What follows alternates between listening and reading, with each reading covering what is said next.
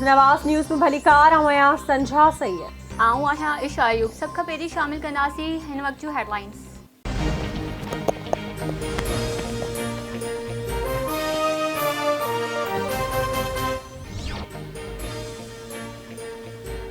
एक सिलेक्टेड के आईनी ऐं जमहूरी तरीक़े से घर भेड़ो कयो जेका आवाम जी फतेह है। सिलेक्टेड के आईनी तरीक़े से कढणी जमहूरी इंतकाम है।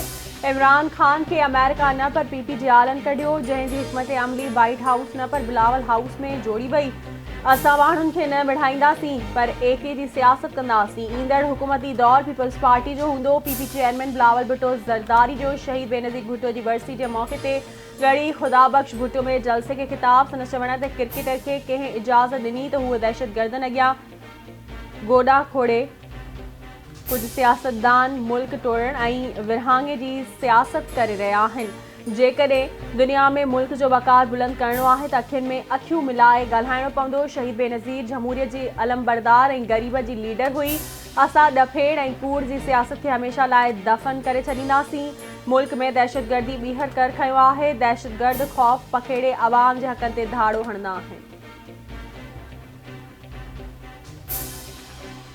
जब ये धरती पुकार रही है कि मैं खतरे में हूँ, बलोचिस्तान में देखो, शिमाली इलाके में देखो, हमारे मस्जिदों में देखो, ये धरती आपको पुकार रही है। मुझे